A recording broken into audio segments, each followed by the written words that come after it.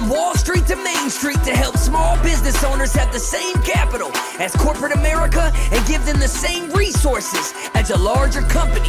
We cover business funding, business credit, scaling, business consulting, and much more. Check out the website at shieldadvisorygroup.com. Welcome to the show, The Liquid Lunch Project. Hey, what's up, everybody? Welcome back to another episode of the Liquid Lunch Project. I am Matthew R. Meehan, alongside my partner, the Professor Luigi Rosa Bianca. What's on tap today, Lou? Matt, today we're dealing with bricks. We all love to invest in real estate, but it's not as easy as it seems, and not all that glitters is gold. So today on the podcast, we've got Michael Sarraceni. Michael is the CEO and founder of Keyspire. Keyspire is a virtual masterclass that teaches us students across North America and Canada and the US the ins and outs of real estate investment. Michael, welcome to the podcast. Thank you for joining us. Tell us a little bit about Keyspire and what is the key to real estate investment. Yeah, thank you guys for having me. And I just got to say, first of all, I brought my liquid lunch. I've brought my athletic greens. Nice. So I'm going to be having a nice drink with us today. It's a little early for a drink, but this is the way to keep us healthy, right? Oh, it's 11 o'clock. It's not that bad. It's not that bad. Yeah, I get so much exposure to different investors all across the US and Canada, across North America. And we have some investors coming in from around the world, but really we focus on North America. And I hear so many different things, some great things and some things that are not so great. And I think about everyone and where they're starting. And everyone always asks me, it's like, well, how did you get started in this? Now we're doing tens of millions of dollars of deals every single year in terms of real estate investing. We train over 1,500 people a week on how to invest in real estate, why to invest in real estate. But for me, it was interesting, guys, because my first business wasn't as a real estate investor. I was 20 years old and I wanted to be rich, like a lot of 20-year-olds. I wanted a lot of money. I wanted the cars and the women and the boats and all of that stuff. So I did what you would expect any 20-year-old to do, is I started a boy band. That was my first business. I was in a boy band, and this is like NSYNC days. This isn't like, guitar. This is like singing and dancing. But I learned a really important. Matt have a lot in common. Matt, you like to sing and dance? Love it. I mean, I still like to dance. I'm just not any good at it. It's like golfing. I like to golf, but I'm not very good at it. But there was a really important lesson I learned that it was the launching pad for my real estate business.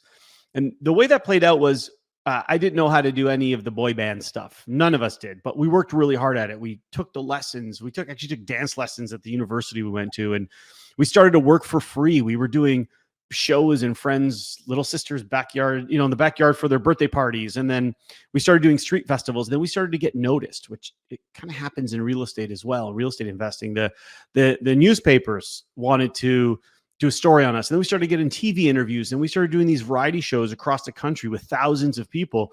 Then we had a record label. We went down to Nashville, Tennessee to pick out a studio where we were going to record, and we were on top of the world, 20 years old. We were going to record. We flew back into Toronto where we lived at the time. And our manager said, all right, guys, think of what studio you want, and we'll call you in a couple weeks and we'll pick a studio and we'll book it. We'll go down, make the album. You guys are going to be famous. It's going to be amazing. So we were on top of the world. So 1 week went by, 2 weeks went by, no call, no big deal. 3 weeks, 4th week, 5th week went by, no call from the record label. So we're starting to get a little nervous. Like, guys, this is it. We worked hard. We made it. Called us at the 5th week. The record label said, we all huddled around the phone. It was the old phones, the year 2000. It was an actual phone. And they said, guys, it's over. It's not going to happen. What do you mean? They said, well, we're going bankrupt. We are not going to take any talent. We've dropped our talent and it's all over. So we instantly went from on top of the world to zero, to nothing. And for me, that was the biggest loss I had ever experienced in my life. And so I was still very entrepreneurial. And I said, no matter what I do next, I need to be in control of my future. I don't want anybody else to be in control of my future and to just overnight decimate my dreams and my entire hope for my future. So I said, no matter what I do, there's no record label that's going to be in charge. or in control. And the government's not going to be in control. The economy, the politics, the anything, the weather, nothing is going to be in control of my future but me. And so that I still take to today, 24 years later. Our purpose at Keyspire is to put people in control of their future, because I don't want anyone to feel like I felt that day. And that led me to real estate, which out of every business that I found, put me in control, offering the most amount of return with the most passive style of working. So that's kind of my origin story of my first business, but really created the platform and the backdrop for me to start real estate investing, and of course to teach other people. But there is a little bit of a peacock in all us salespeople, right? Because regardless of what business you're in, you're always selling, right? So I would imagine that being a performing artist maybe gave you a little bit of a confidence edge in that sales approach. Yeah, I think absolutely. Being on stage, singing and dancing in front of a couple thousand people when you don't really know how to do it, you got to have some confidence to do that. But I think that's what led into my love of coaching people, just being up there in front of people. And although I can't sing and dance very well, I can explain how things work very well. I can get in front of people and I can walk them through a process. And you're right, Luigi, that is what led to confidence for me personally, in order to be able to coach our members to be their best. Now, Mike, you'll soon realize that Matthew is the investment brains behind the team, but I'm the operations guy. So I need to ask you, for us small business owners that have difficulty out there training a staff of 10, how have you successfully trained? And I say successfully because you've got folks that have gone on to be multimillionaires in the real estate space, over 100,000 real estate investors over the last decade. I mean, how are you able to scale that?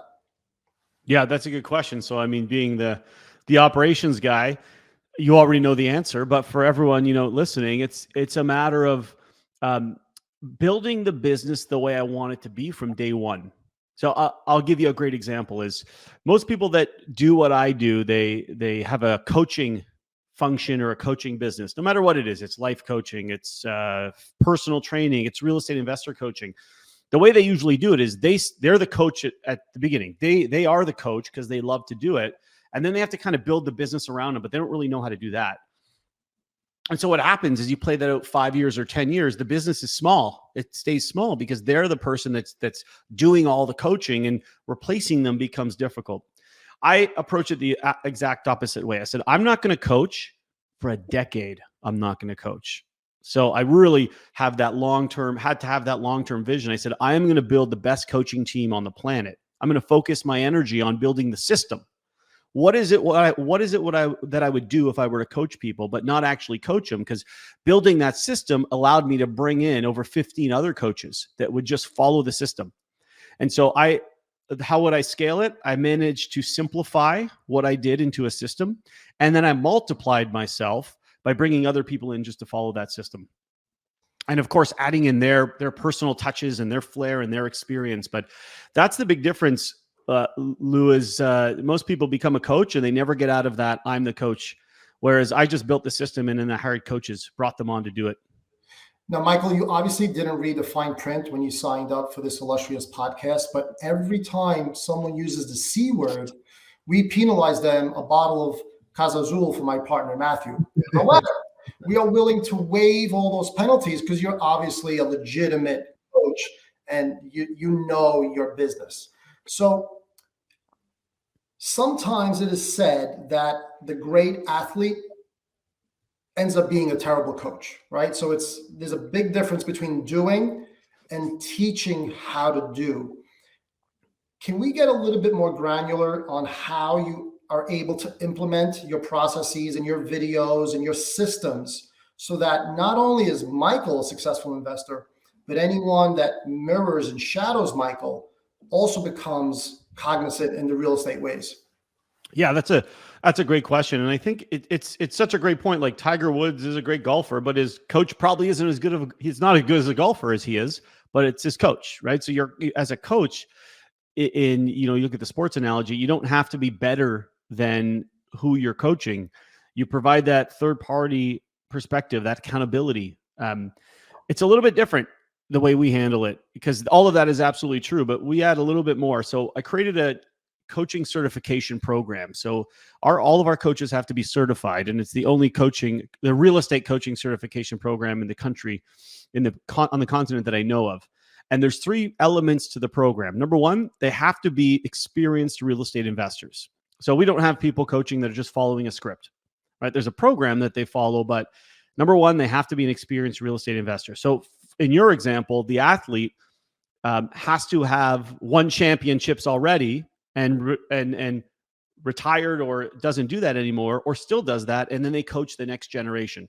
Think of like Tom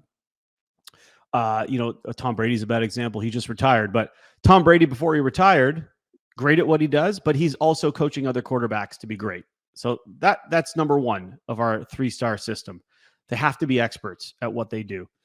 Number 2 is they have to be trained on the Keyspire system. So we have a unique system. We have over 100 trademarks in terms of our concepts and in terms of our unique tools. And they have to be trained on how to teach the Keyspire system. The third thing that happens with our coaches is they all go through coach training, the psychology of coaching, the psychology of holding people accountable, of bringing out the best in other people. And they have to go through that training before they will coach our members. And so that's how I approach what is a coach to us. It's not just grab somebody that is a warm body and have them follow a script. They have to be real estate experts. They have to have extensive training on our proprietary system, and they have to have training on the psychology of coaching. Once they qualify all those 3, then they're ready for our mastermind groups. Michael, what was the origin of the name Keyspire?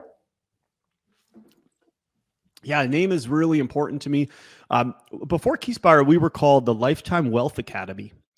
So that was the name I had before Keyspire. And we prefer Keyspire. Yeah, I always didn't like it. I felt like it was kind of like old and stuffy and 1940s, and it just didn't represent the young, fun team that we had. It sounds like an office building in Geneva somewhere. Yeah, it was exactly. And so I said, guys, we got to change this around. We've got to be more fun. We've got to be more modern. In 2015, we rebranded to Keyspire, and I had a couple requirements. Number 1, and any business I start, I look through these requirements when naming it. Number 1, I want it to be 1 word. Number 2, I want it to be a word that doesn't exist anywhere. So if I look for the URL, the address, no one's bought it because it's a word I just made up. I want it to be a made up word. And number 3, I want it to be easy to say, fun to say. Because when something's fun to say, the company, the whole brand and the whole company seems a little bit more fun. If a word is awkward to say, then the whole experience seems awkward. It's an interesting piece of psychology. But with those 3 things in mind, we came up with Keyspire. And with Keyspire, we landed on the extra benefit is very relevant to not only real estate, but to how we teach, how we coach. So key is a direct relation to real estate. You use a key to open a door in real estate. And then spire comes from the word inspire, because our members have told us that the main thing they get from Keyspire, one of the top things they get, is to be inspired. I mean, look, you could get formulas on how to calculate NOI and how to calculate cap rate. You could get that for free on YouTube right now. That's not the value you get from Keyspire. You get a community and a group of coaches and a company that inspires you to be your best. And so when people were telling us that, we said, we got to have this theme of inspire in our name. So key, unlocking the best in you, unlocking what already exists in you. And for real estate, unlocking the income property, and spire from being inspired. Keyspire. So, Michael, you're doing business both in Canada and the U.S. Can you explain the differences to the audience about doing business in both countries? Yeah, and in terms of business, we're gonna talk about real estate, not in terms of Keyspire and our different members. I think we talk more about investing and about real estate. So first of all, I'd say there's a difference in doing business in every state in the U.S. and every province in Canada. So, and in the U.S., you get a difference in every county even. So we've got differences everywhere that we go. And one of the main tenements of Keyspire is to not give people a fish, but teach them how to fish, to use that old cliche. we're not experts in the laws in every single county, in every single state, in every single country. What we're experts at is to show you a system to find the answer to what those laws are, to show you a system to connect with the right people. You know, I often get questions. I get a lot of questions about taxes, and I don't even answer them. I'm like, I don't know. I'm not a tax guy. I can't tell you how to set up your corporate structure. But what I can show you is how to find the right person with that unique ability to give you the answer. And so I'll preface my answer with saying that is, I'm not an expert in every single area, but there are some major differences. I mean, we think about financing. You know, in institutional lending, there's 3 funding streams. To back up for a second, we teach 3 funding streams at Keyspire. We have institutional lending, which is what you think about going to a bank or an institution.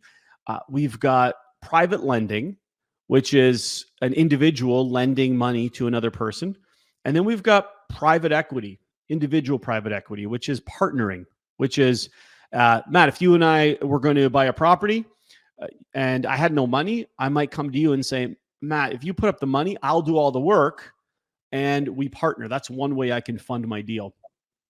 So I would say on the institutional side, the programs are different, and those change all the time. So I don't know the current, programs, government programs, but you've got the main differences in mortgage terms. In Canada, our typical mortgage terms are 1, 3, and 5 years, but the US, our terms are up to 30 years of your rate and your mortgage, and so that changes things in terms of your planning. You've got to be a little more intentional of your exit strategy. So if you're doing a strategy that we call flip to yourself, which is we buy a property, we add value, and then instead of flipping it to someone else after we've added the value, renovations, putting a tenant in there, all of those things, we flip it to ourselves by refinancing it. So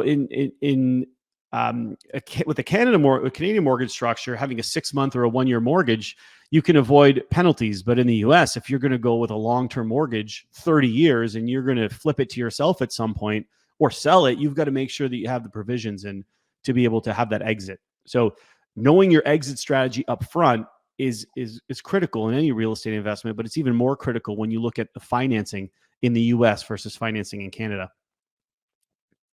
Michael, a topic that has come up over the last 2-3 quarters, both in Canada as well as the US, is the unwillingness or reluctance of investors to enter the real estate market because rates are maybe a point or 2 higher. But what's your spin on real estate investors being attracted to markets solely as a reflection of rates? I think that I think it's the natural way for an amateur to look at it. I can say, you read the headlines. Basically, we're talking about reading headlines, whether it's rates or inflation or politics, all that stuff I talked about in the future. I talked about in the past that, in the future, I don't want to have those things be in control. That's the trap that people fall into. So, speaking specifically of rates, interest rates obviously are a big deal when it comes to real estate investing, but interest rates are relative. They're relative to the return that we're going to get. So in many markets, where interest rates have gone up, rents have gone up. Rents have gone up more than ever in many markets. And so what you look at is people are focusing on real estate prices. They're like, oh, the prices are, I'll pick a market I was looking at recently. The prices are down in real estate. We can't invest because the prices are down and the interest rates are up. And so people are panicking about real estate. It's all bad news in the headlines. And I look at that, I'm like, this is beautiful. This is the best time to invest. Number one, the prices are down. So the price of my product is at the lowest price it's ever been. So think of any business, right? You guys talk a lot about different businesses. Imagine the raw material, the price of your product is at an all-time low. You're producing widgets, right? On top of that, the rent is as high as it's been in these same markets. So the rent is as high as it's been. So in business, you got your price of your product is as low as it's ever been. You have the retail price, your wholesale price is as low as it's ever been. That's what you're going to buy your property for. If you're renting, the retail price that the market will pay for is as high as it's been. That puts your margin at the highest it's ever been in this market in bad news scenario where real estate values are going down. And the interest rate is important, but you're going to date the rate and you're going to marry the price. So when you buy a property, you marry the price. That's what you bought it for, crystallized in time. But the rate at that point in time is going to change. You're just dating the rate.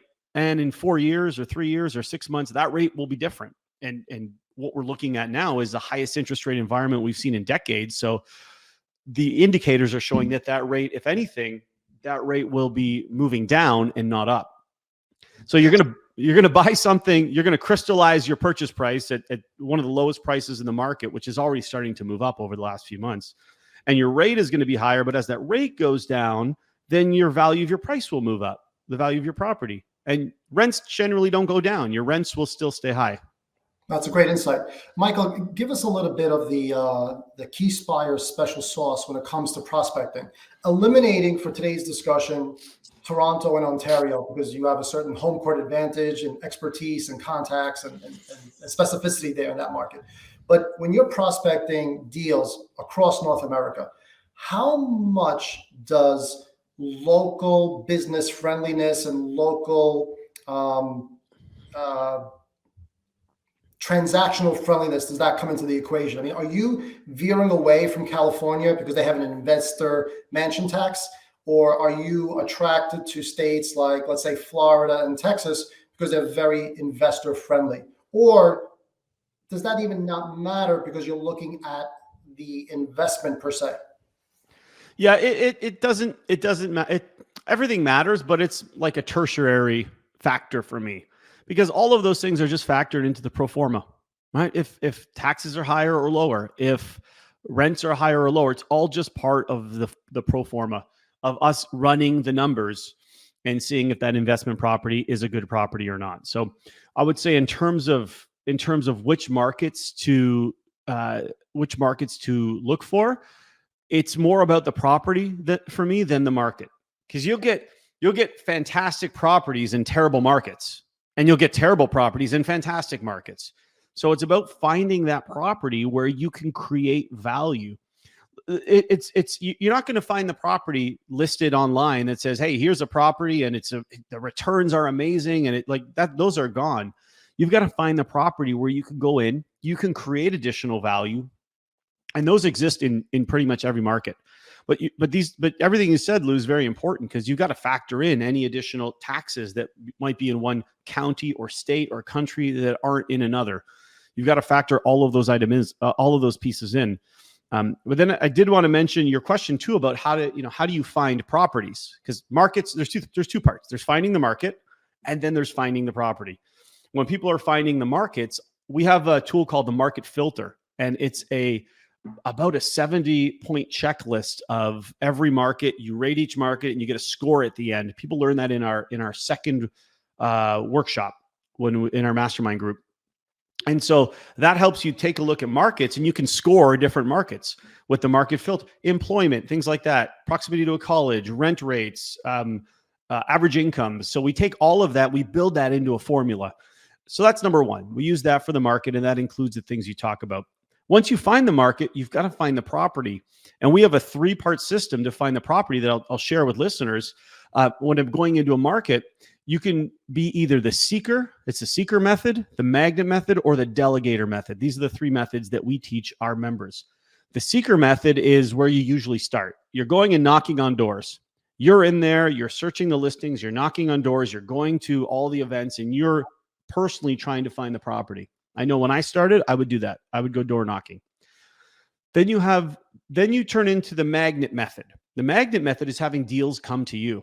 So when I would buy a property, I would go to every house on the street. I'd say, "Hi, I'm Michael Sarraceni. I just bought this property, 12 Main Street. And I want to let you know that I'm a real estate investor. If there's any issues with the property, here's my card. Please call me. Or if you ever want to do a deal, you ever want to sell your home, please call me. If you ever hear of anyone selling, we give a $500 referral fee for anyone that you can send to us." Now, that was 24 years ago. That referral fee might have to be a couple $1,000s today, and that's fine. But you see, my point is, after doing that for a number of months and certainly a number of years, you become a magnet for deals. And I eventually got to a point where so many deals were coming my way that finding properties wasn't an issue. I no longer had to be the seeker because I became a magnet for deals. And then the third stage is the delegator method. You take everything that you learned as the seeker, that system that you learned, how to knock on doors, how to call people, what to say, and you now delegate that to someone, either through a referral fee or through your realtor or all of the above. So seeker method, magnet method, delegator method. When you go find your market and you implement this, our investors find that there's so many deals that start to come their way that it's just a matter of which one do I choose at that point. So what markets are you looking at right now? What do you see some activity going on that you like? Yeah. So there's a couple layers of that question. The markets for me in terms of my development company are close to our office in Toronto, Canada. So that's where we stick to because we want to be close to the office. We want our team to be able to drive to properties because of the complexity involved in developing and having land and developing and working with municipalities. You have meetings with the councillors, meeting with the mayor, things like that have to happen. And we want our in-house team to do that. So that's really the markets that we're looking at right now. But what I can say of markets that our members are looking at and markets that we really like are, I'll give my favorite market that I like. Number one is, so if you were to drop me anywhere in the US and you'd say, Michael, go to find a market and buy a property. First thing I would do is I would look for college towns, college university towns. And there's a couple reasons for that. I absolutely love college university towns. They have this economic insulator, this economic insurance policy built in because there's students coming in. So number one, you have student rentals, or even to broaden that statement, you have more rentals than a typical community, a typical city. So you're going to have, your rental rates are going to be higher. You're always going to get more for your money in those, the best return in college towns. Number two is those renters that you have are what I like to call self-evicting tenants. If anyone has had bad tenant experiences or they don't like tenants or tenants live 10 years and, you hear a horror story, maybe they didn't pay, students are gone after a few years every time. They're just going to move out either after 1 year or 2 years or after their program. So if you have a great bunch, then okay, you get another great bunch. And if you have a bad tenant, then they're gone. They're self-evicting. So I love the management side of it. But here's the economic side that is really important. One of the main drivers of real estate values is population. Everybody needs a place to live. That's why I love real estate versus, you worked on Wall Street, Matt, for quite a while. You know that values are can often be driven by speculation, right? By what people are doing.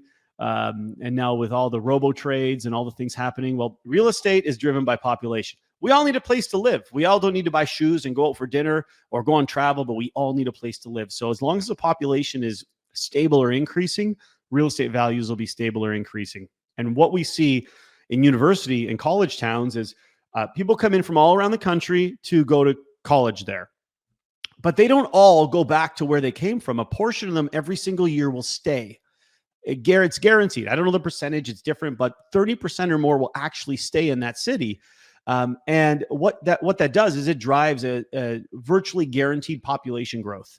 And since real estate values are tied to population so closely, you have a virtually guaranteed, and I won't say it that way because I don't like guarantees. I'll give you the only guarantee in investment I can give you in a moment. You have the most highest probability of real estate values staying stable or increasing in university towns because you have that population influx. And I've experienced that in every university town that our members have invested in. So that's where I would start for those three reasons. Is I would start at a college or university town because of that population stability. That's awesome. I love that.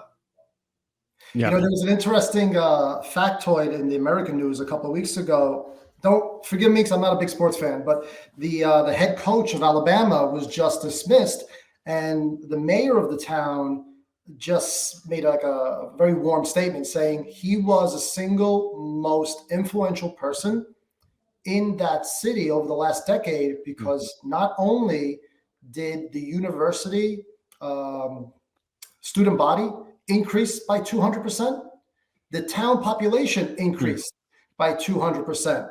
And, obviously not all of that is attributable to the Alabama football team, but so much can be said about, positive feelings and and that hurrah, and you're believing in the city, and you're staying there, and you're investing there. So yeah, Michael, you're absolutely right. Yeah. Michael, tell the audience where they can find out more information about Keyspire. And rumor has it, you also have a wonderful offer for the audience through your Keyspire platform. Yeah, so there's a couple ways that I'd recommend any of your listeners get involved. If you like what I'm saying and this idea of, you know, real estate starting with the big picture and then getting tactical makes sense, we have a free masterclass, keyspire.com/masterclass. So I always like to recommend people go there. Try us out, take us for a test drive, see if you like what we do. We build your 10-year plan on that masterclass. We show you the 4 ways to win. And it's I think it's 60 minutes, 50 or 60 minutes. And my business partner, Scott McGilvery, does it. If any of you don't recognize that name, Scott is the world's leader in income properties. He has the show Income Property, which has been around for over a decade on HGTV, DIY Network. It's actually a show that modeled our business model. And he actually teaches it. He personally teaches the masterclass. And so that's where I'd recommend people to go, keyspire.com/masterclass. If you want to just skip that and get to the next step, go to the boot camp. Our boot camp is $1997. It's $2,000, but we do have a special offer for your audience. That's at keyspire.com/bootcamp. I think it's a few $100, but it's a money back guarantee. So it doesn't even matter what you pay for it. If you don't get the value out of it, you get all your money back. So those are the 2 ways that I would recommend. The mastermind program is amazing, but you have to qualify. You have to go through those steps in order to be part of that community. So those are the 2 best places. Michael, thank you so much for being here. We're going to be respectful of your time. I do have one question before I let you go. Now, if you only could choose one market today to invest in, where would it be? The market I would choose would be the market where I went to university in, because I know it well. I started my student rental business there, and I still live 10 minutes away. So I'm very involved with the community. I know everybody. I know what's going on, and it's familiar to me, and all the economics are there. So for me, that would be where I would stick to, just that market, right where I started, and it's university town. It checks all my boxes. Michael, thank you so much. Everybody, it's a wrap on the Liquid Launch Project. We'll see you in the next episode. Thanks, guys. Thank you for listening to the show, and make sure you subscribe, leave a review, and share it with a friend. We'll see you on the next episode of the Liquid Launch Project.